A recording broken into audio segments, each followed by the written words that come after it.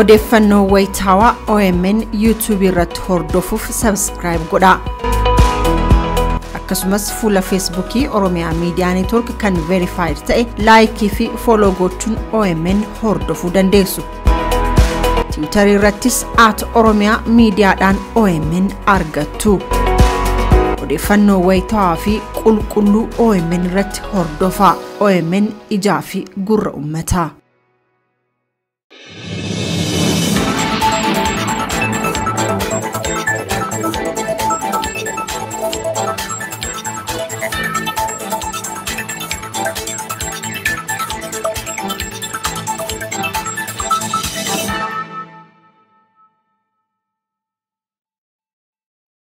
Harri fulbaana 24 bara 2023 akkam jirtu kabajamtoota daawwattoota Oromiyaa Media Network oduu galgala kanaaf qabanne isinitti himna kan isinitti himanii wabiitti laa'uun.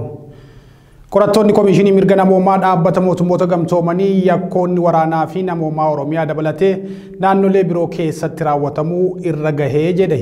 Oromiyaa keessatti ajjechaan hidhaan reebichi buqqaasuun dhabamsiisuun gudeeduu fi qabeenya saamuun murtee seeraa malee uummata irratti raawwatamaa jira jedhe. Yakkoota Oromiyaa keessatti raawwataman keessaa kan gareen qorattoota Komishinii Mirga Namoomaa dhaabbata mootummoota gamtoomanii tarreesse ajjechaa jumlaa abbootii gadaa Karrayyuu irratti mudde tokko bara 2021 raawwate isa tokkodha. Siraaj sabaaf yakkoota Oromiyaa keessatti raawwataman kan gareen qorattoota adda baasee irratti gabaasa bal'aa qopheessee jira. Waraana addunyaa lammaffaa dura yakkoonni tibba waraanaatti namoota nagaa irratti raawwataman qaama waraanichaati jedhamaa kan turan yoo ta'u, waraana addunyaa lammaffaa booda haalonni geeddaramuu yakkaawwan akka duguggaa sanyii yakka namoomaa irratti raawwatamu yakka tibba waraanaatti namoota nagaa yookaan loltoota irratti raawwatamu hundeen yakka waraanaa keessatti akka hammatamu ta'e. Duguggaan sanyii ammoo yakka waraanaa isa olaanaa jedhamee murteeffame. Akka waliigaltee Jeneevaa Afuraffaa boqonnaa 147tiin yakka waraanaa jechuun ajjechaa seeraan alaam dararuu yookaan qabiinsa namoomaa hin taane jechuunis qaama yookaan fayyaa irratti miidhaa dhaqqabsiisuun namoota eegumsa qaban fedhii isaanii dhala qabanii daangaa gara daangaatti ceesisuun booji'amtoonni akka lolan taasisuun mirga isaanii sarbuu yookaan haqa dhorkuun namoota danquun qabeenya barbadeessuu fi fudhachuudhaan kan biraa yakka duguggaa sanyiitiin. Jechi duguggaa sanyii jedhu kunis yeroo jalqabaatiif kan hojiirra ooleen bara 1943 abokaattoo lammii Jaawish Poolaandee Dr. Rafael Lamikin ture. Jecha duguggaa sanyii jedhu kun jecha afaan Giriikii Genocide jedhamurraa kan fudhatamedha. Genocide jechuun jecha afaan Giriikii lamaan Genoo fi Side jedhaman irraa kan ijaaramedha. Genoo jechuun sanyii yoo ta'u, Side jechuun ammoo ajjeesuu jechuudha. Dr. Rafael bara ajjechaa jumlaa Holocaustiin obboleessa isaa malee maatii guutuu dhabuu hordofeem duguggaan sanyii seera idil addunyaatiin akka galmaa'uuf sochii taasisaa ture. Yaaliin kunis seera duguggaa sanyii mootummoota gamtoomanii United Nations Genocide Convention muddee 1943 keessa akka ba'uuf daandii banee jira. Booda ammoo seerichi amajjii bara 1951 irraa kaasee hojiirra oolfamuu eegale. Keewwanni lammaffaa waliigaltichaas duguggaa sanyii gocha haleellaa sabaa sanyii yookaan miseensota amantaa biyya tokkoo guutumaa yookaan garee isaanii balleessuuf raawwatame jechuun hiika. Waa'ee duguggaa sanyii Rwaandaa irratti kitaaba Rwanda and the Genocide in 20th Century jedhu kan barreessanii fi hoogganaa olaanaa dhaabbata Medicine Sans Frontiers duraanii Alien Destixim duguggaan sanyii kaayyoo duuba isaa jiruutiin yakkoota biraa hundarraa adda baafama jechuun duguggaan sanyii yakkoota biraa hunda caalaa yakka baay'ee cimaam namoota irratti raawwatamuudha. Yaadni isaas garee adda baafame sana guutumatti balleessuuf kan kaayeffate ta'uu agarsiisa. Kanaafuu duguggaan sanyii yakka hamaa fi olaanaa ilma namaa irratti raawwatamuudha jechuun ibse. Akka waliigaltee seerota idil addunyaatti yakkoonni seerota idil addunyaa cabsanii fi tarree yakkoota namoomaa fi waraanaa keessatti hammataman naannoo Oromiyaa, Tigraay, Affaarii fi Amaaraa keessatti raawwatu isaanii qorattoonni Komishinii Mirga Namoomaa dhaabbata mootummoota gamtoomanii ibsaniitii jiru. Waraana Oromiyaa keessatti mootummaa fi waraana bilisummaa Oromoo jidduutti adeemsifamaa jiruun loltoonni mootummaa bobbaafaman namoota nagaa ajjeesaan qabeenya barbadeessaan booji'amtoota lolchiisaan dubartoota gudeedaa jiru. Walwaraansi mootummaa fi waboo jidduu jiru babal'atee godinaalee Wallaggaa Afran, Gujii fi Booranaa akkasumas godinaalee Shawaa keessatti hammaatee jiraachuu ibseen gareen qorattoota Komishinii Mirga Namoomaa dhaabbata mootummoota gamtoomanii. Komishinichi miidhamtoota maqaa wabootiin sarbamni mirga namoomaa irra dhagahe irraa yaada fudhachuu ibseetii jira. Jiraataan godina Wallagga Lixaa yaada garee qorattootaa kanaaf kenneen harka koo duubatti na hidhanii miilaan mataa koo keessa lafatti na dhiitaa turanii shiboo elektirikaatiin faana koo keessa na reebanii dararaan kun akka ani waraana bilisummaa Oromoo waliin hidhata qaba jedhee himuuf narratti raawwataa turanii ani garuu hariiroo homaatu waboo waliin hin qabu jedhe. Komishiniin kun ajjechaan jumlaa danuun Oromiyaa keessatti raawwatamu mirkaneesseetii jira. Ajjechaawwan jumlaa Oromiyaa keessatti qaamota nageenya mootummaatiin raawwataman keessaa ajjechaa muddee tokko bara 2021 godina Shawaa Bahaa Aanaa Faantaalleetiin abbootii gadaa Karrayyuu sirna kadhaa waaqaa irra jiran 39 keessaa 14 irratti raawwatame tokko ta'uuf yakka waraanaa ta'uu ibse. Caamsaa 11 bara 2021 dargaggeessa ganna 17 Amaanu'eel Wandimmoom godina Qeellam Wallaggaa magaalaa Dambedolloo keessatti ummata duratti loltoota mootummaatiin ajjeefamuu komishinichi ibseetii jira. Ajjechaan kun hariiroo hidhattoota waraana bilisummaa Oromoo naannicha keessa socho'an waliin qabda jedhuun akka raawwate qorattoonni ibsanii ajjechaa kana hundaaf gaafatamni hin jiru jedhan. Oromoonni Qeellam Wallaggaa fi Wallagga Lixaa keessa jiraatan hedduun maqaa hidhattoota wajjin hariiroo qabdaatiin ajjeefamuu isaaniin gabaasa garee qorattootaa komishinii mirga namoomaa dhaabbata mootummoota gamtoomanii kana keessatti ibsameetii jira. Hidhaan jumlaa siviilota Oromiyaa keessatti sadaasa bara 2020 hanga kurraan dhalaan bara 2023 poolisii Oromiyaa, humna addaa Oromiyaa, poolisii federaalaa fi raayyaa ittisa biyyaalessa Itoophiyaatiin raawwatamee jira jedha. Manneen hidhaa federaalaa fi naannoo keessatti namoonni hidhaman hedduun isaanii sababa firakettoon miseensa waraana bilisummaa Oromooti yookaan wabooda hootaatan jedhuun hidhamanii akka jiran ibsameetii jira. Hidhaa kana keessatti dubartoonni kan hammataman yoo ta'an haleellaan saalaam dirqeen gudeeduu fi sarbamiinsi mirgaa hidhamtoota irratti raawwataa jiraachuu eera. Manneen hidhaa Oromiyaa keessaa bakka dararaa ilmaan namaati jedhuun qorattoonni komishinii mirga namoomaa dhaabbata mootummootaa gamtoomanii.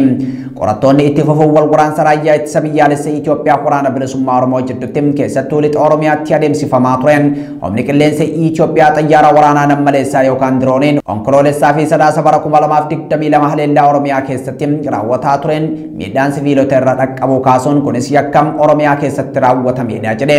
Lixni Oromiyaa uggura intarneetiif tajaajila bilbilaa jira jiraachuu kan kaasu gabaasni garee qorattootaa kun odeeffannoo argachuun rakkisaadha jedha. Garichi yakki waraanaa fi namoomaa bal'aan naannoo Tigraay, Affaarii fi Amaaraa keessattis gareewwan waraana keessatti hirmaatan kanneen akka raayyaa ittisa biyyaa, loltoota Eertiraa, humna addaa Amaaraa, milishaa fi faannoo Amaaraatiin raawwatamuu ibseetii jira. Sabaatun kurfama OMN abdiin ummata suuma. Agana gaya hawaasni Oromoo Norwee fi naannoo ishee jiraatan martu. Hawaasni Oromoo Norwee fulbaana 23 bara 2023 irraa eegalee torban tokko sagantaa tumsa OMN karaa onlaayiniitiin qopheessanii jiru. Miidiyaan mootummaa Afraffaa biyya takkaatti kan jedhu koreen qindeessituu tumsa OMN Norwee uummanni guddaan gaanfa Afrikaa Oromoon guddina miidiyaa isaatiin wal simuu qabaachuuf OMN tumsuu qaba jedha. Deeggarsa miidiyaa walabaa fi sagalee maleeyyii OMN irratti hawaasni Oromoo Norwee fi naannoo ishee jiraatan martuu hirmaachuun qooda keessan toora qabsoo Oromoo keessatti akka baatan jedhu koreen qindeessituu sagantichaa. Odeeffannoo dabalataatiif lakkoofsa bilbilaa kanaan koree qindeessituu sagantichaa qunnamuu dandeessu. OMN ijaaf gurra uummataa sagalee cunqurfamtoota miidiyaa walabaa. Koree tumsa OMN Norwee. Sadamsuudhaaf inni gamaa jirti. Daisy, yero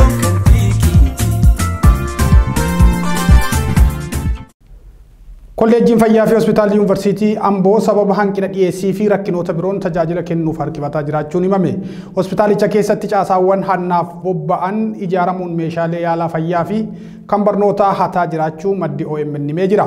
Hoogganaa kolleejjii fayyaa fi hospitaala yuunivarsiitii Amboo Dr. Gonfaa Mootii yaada OMN'if kennaniin maayikirooskooppiiwwan 15 hatamanii jiru jedhe. Guutuu gabaasa kana akka taanutti isinitti himna. Kolleejjii fayyaa fi hospitaala yuunivarsiitii Amboo keessatti caasaawwan adda addaa ijaaramaa jiran rakkoo uumaa jiru jedhame. Hanni qindaa'anis adeemsifamaa jiraachuu baddeen achi keessaa OMN itti himanii jiru. Torban kana keessa maayikirooskooppiiwwan gara 20 ta'anii fi kompiitaroonni adda addaa hatamuu maddeen OMN itti himan. Waardiyyaan osoo jiruu fi waraanni mooricha keessa buufatee osoo jiruu maayikirooskooppiiwwan 20 ta'anii fi kompiitaroonni biroo hatamanii jedhu. Akkasuma qorichis hospitaalicha keessaa baafamuun magaalaa irratti gurguramaa jira kan jedhu maddi OMN hawaasaaf tajaajila barbaachisu kennuun ulfaataa jiraachuu fi hawaasa baatiin malleef saaxilaa jira jedhan. Manni agartee qorichi inni kanarratti gurguramu qorichi hundiraatu Mooraa keessaa muraasonni du'anii achi bakkee irratti bayaaranii gurguramu. Yuunivarsiitii keessatti immoo tajaajilaaleen barnoota kennamuu qabdu haala ittiin saffisan qabu. Agartee waan siyaasaa fi wal qabatedha. Doorsisni barattoota illee dirreengaa.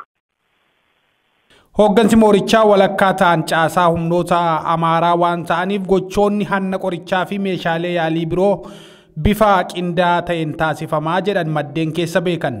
Dhimma kana laalchisee bulchaa kolleejjii fayyaa fi hospitaala yuunivarsiitichaa Dr. Gonfaa Mootii bilbilaan dubbisnee maayikirooskooppiiwwan 15 badeeraa kan jedhu gabaanni sanbata duraa darbee isaan bira akka ga'e OMN itti himan. Balballis ta'e foddaan kamuu osoo hin cabiin gochi kun raawwatamee jechuun dhimma kanaan wal qabatee namoonni shakkaman 5 to'atamaniiru jedhan.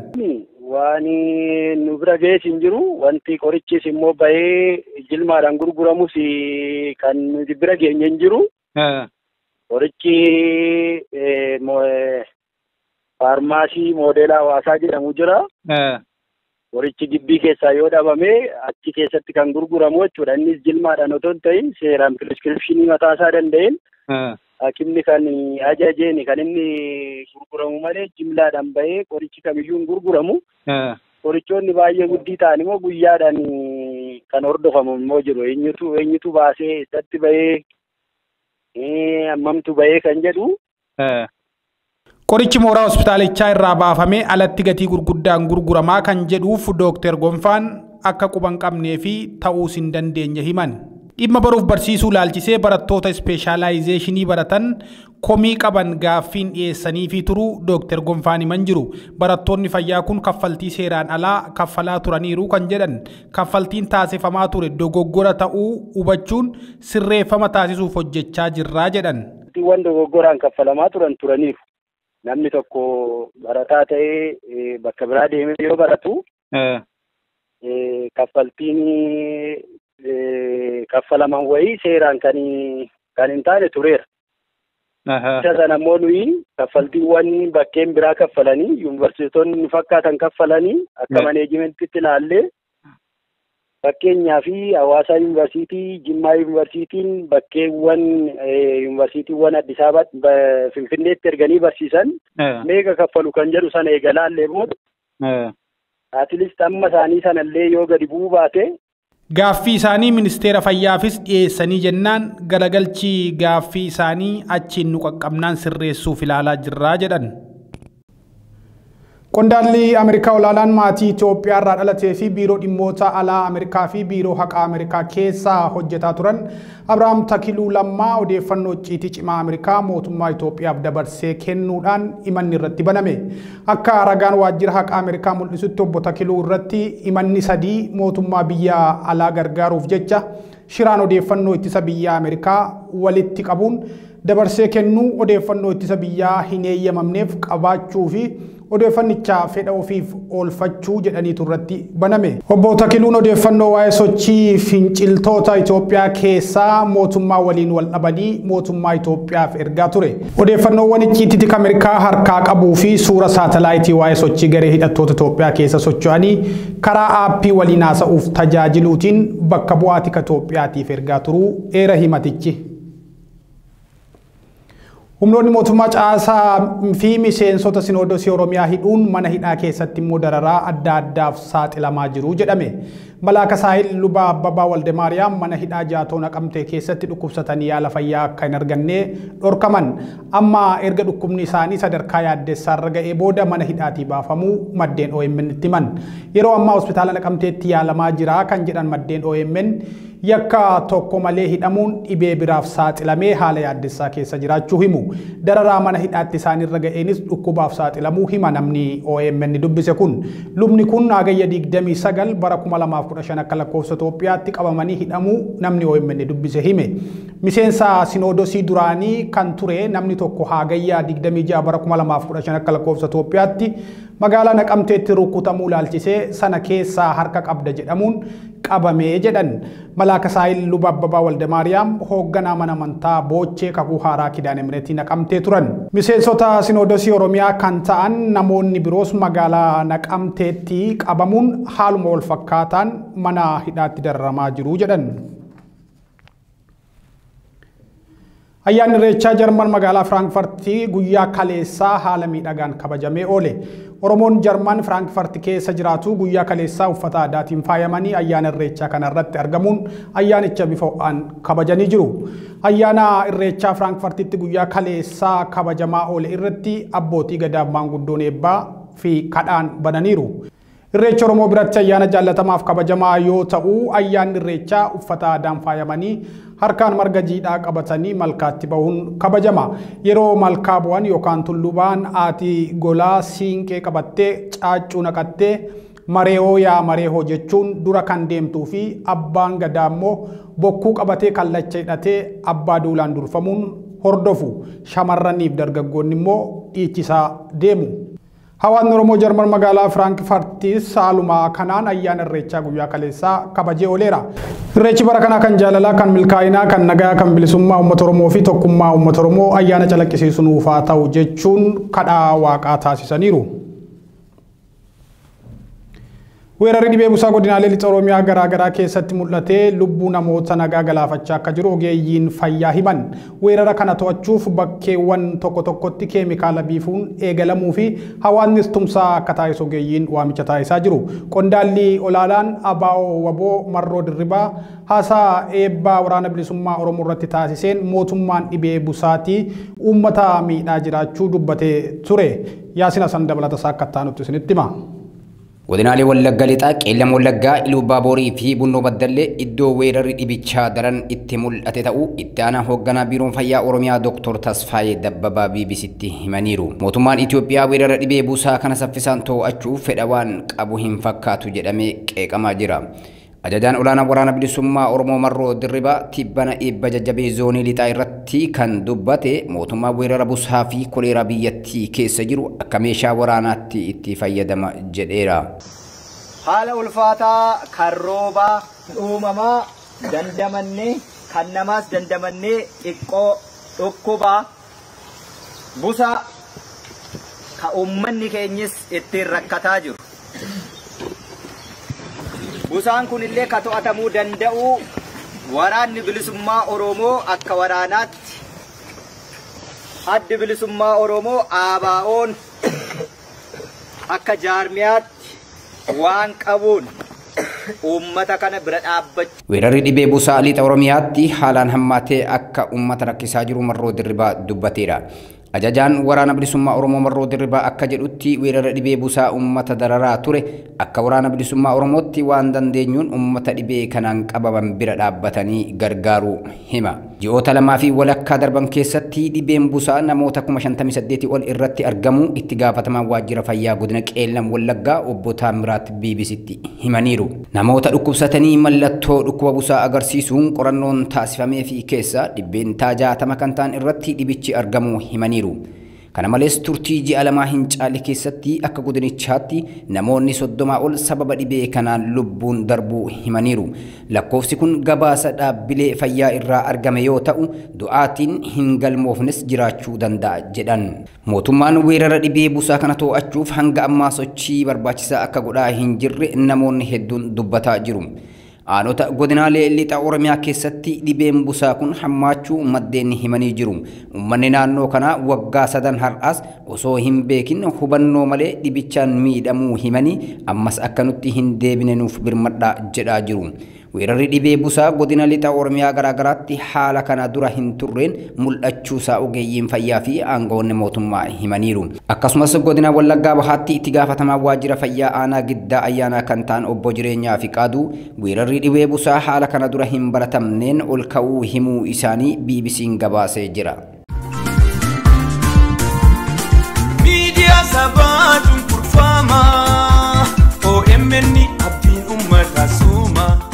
Hawaas Oromoo kabii Kanaadaa kutaa Albertaa magaal Kaalgariif naannoo sii jiraatan cufaa fi horeen tumsoo immin fulbaan gaaf 30 bar 2023 guyyaa waaree boottuu PM irra beellam qabatte jeerte kaayoon miidiyaa sab guddayyaa katay Oromiyaa miidiyaa neetwork tumsuuf jedhaan iddoo walargee Paariij Community Center 66024 Rundel Hoon Drive North East taachu siiloo deefaan qophii tanirra Director OMN naaf degene guutamaa dabalate maatiin Oromiyaa miidiyaa neetwork nama hedduu dhagama al oromoof oromiyaan ammaan tan kee jirtu akkum kana waasu kaan koomaniiti biyyala taqamna kamit deebimne jabeessu dandeennaan ajandaa maritanaatii jedhu hawaasi oromoo kadheedu takbirook saaskaato grand peeri edmontaniif kanneen biroo irra nafna jechuun affeeramtaan odeeffannoo dabalata war barbaaduuf bilbili yookaan simuun kunoo teepelaas 14,665 irra nuu dha'uu dandeetu kun ta'uu dennaan pilaas 14,903 irra nuu qoraasaa jedhu bilbil khabiraalleen qaamna pilaas 587 duwwaa 99 irra nu argachuu dandeetu horee deeggarsa oromiyaa Media Network. Sadam sudap ini gama jirti. Of daisy yeron kantiki. Maanguddo argaa dhageettii obbo Galatoo Burqaa Logomoo guyyaa har'aa du'aan addunyaa kanarraa boqotan. Abbaan qabsaa Burqaa Roobalee Gadaa yookaan Mohaammed Galatoo Burqaa obbo Galatoo Burqaa abbaa isaanii obbo Burqaa Logomoo fi haadha isaanii adda Obsee Tufaa irraa bara 1944 akka lakkoofsa Itoophiyaatti kibba baha Oromiyaa godina Arsii lixaa aanaa Adaabbaa Ganda Huntee Aloolaatti dhalatan. Obbo Galatoon maanguddoo argaa dhageettii hawaasa aanaa Adaabbaa keessatti kabajaa fi jaallatama jaarsa biyyaati. Maanguddoon kun sirnootaa fi murnoota impaayera Itoophiyaa bara wayyaanee fi bara bulchiinsa biyyittis eenyummaa isaaniin yakkamuun manneen hidhaa garaagaraa keessatti iraarfamaa nama turanidha. Maanguddoon kun waayilaa obbo Guyyee Duulaa kan warraaqsa fincila xumura gabrummaa keessatti wareegameeti. Bara bulchiinsaa Abiyyi Ahimedis murnii biltsiginnaa qabata waraana bilisummaa Oromoo wajjin hidhata qabda jedhuun guutuu maatii isaa waliin aanaa Adaabbaatti hidhamuun dararaa turaniiru. OMN lubbuu obbo Galatoo Burqaatiif jannata maatii firoottanii fi uummata Oromootiif jajjabina hawwa. Egaa kabajamtoota daawwattoota Oromiyaa Miidiyaa Neetwoork oduun galgala kanaaf qabanne kanneen turanii sagantaaleen OMN nafan itti fufuu turtii gaarii qabaadha.